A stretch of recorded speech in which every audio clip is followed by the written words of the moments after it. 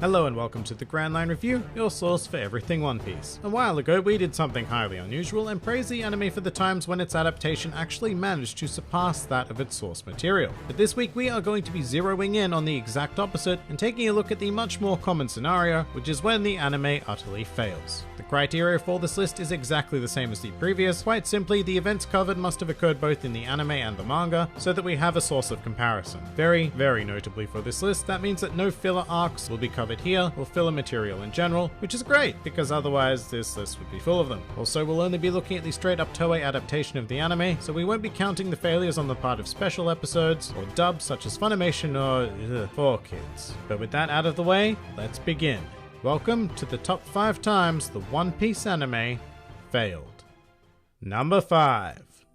Boa Hancock kicks Smoker. Alright, this first one is going to seem really nitpicky, but just bear with me while I get this off my chest. I'm sure that there are literally hundreds of moments more disappointing than this, but one of the very first things that comes to mind when I think of Toei's failures is the piss poor kick against Smoker. Now let's be fair, this is not some grand moment in the manga. It's a panel of Boa's leg making a sweeping motion, a sign of impact, and Smoker's body being flung backward unceremoniously, as if he took a strike of some actual substance. It's not the best piece of action, but it's not the worst either. It gets the job done effectively, and it's in chapter 559 if you want to check it out. Cut to the Marineford anime adaptation, and that effective sweeping motion turns into a disembodied leg, appearing from off screen, casually prodding Smoker in the head, resulting in an exceptionally unsatisfying impact that we are supposed to take seriously. This is not how legs work. They don't just extend forward unless you're Luffy, I guess. But for regular people, legs need to bend or sweep to produce some sort of force. It was just a pathetic effort that turned a fairly competent panel in the manga into a piece of utter trash in the anime.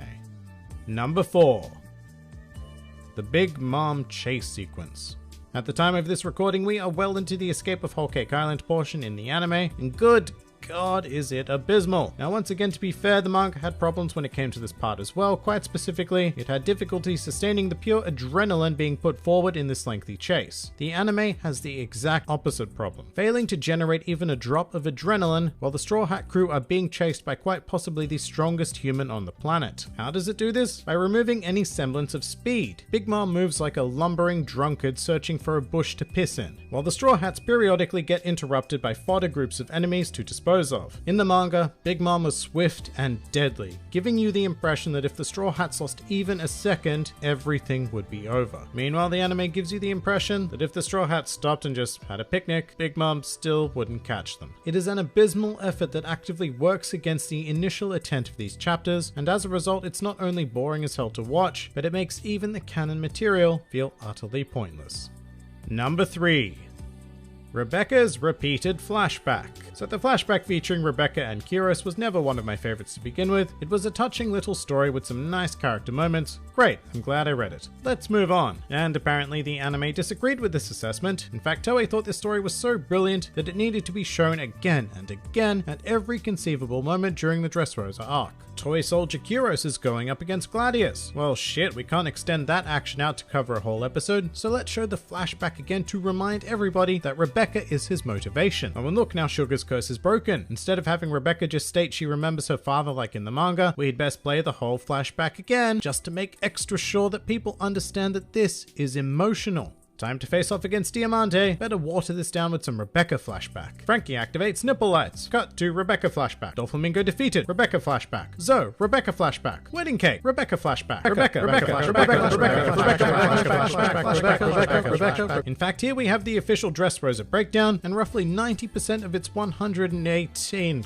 A lot of episodes, consists of simply repeating this flashback, and yes, that's hyperbole, but my god NL, that's how it felt every time we were subject to a repeat viewing of this portion of the story in what were allegedly new episodes. But sadly, that's not even the worst that the Dressrosa arc had to offer. Number 2.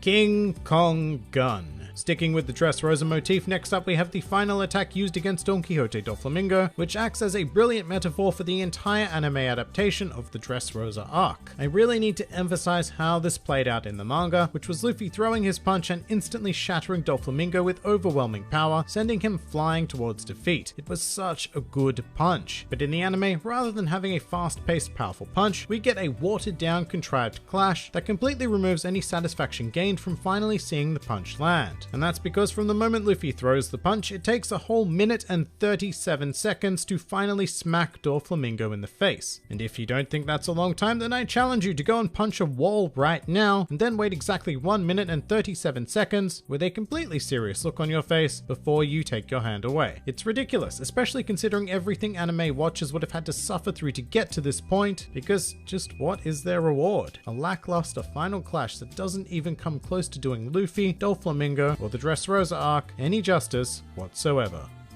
Number 1.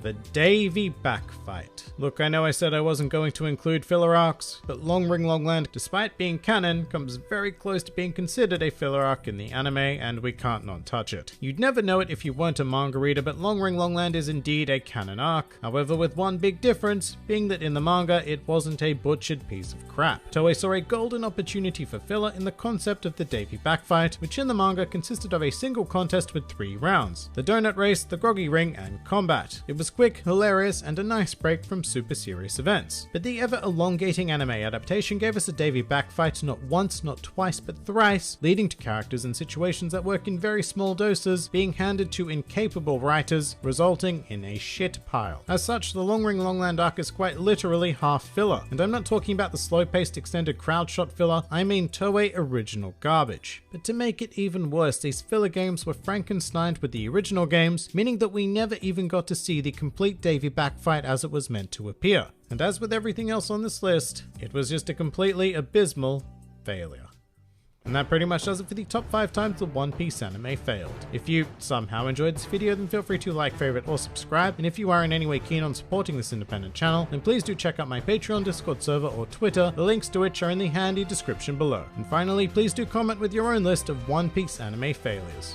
This has been the Ground Line Review, and I'll see you next time.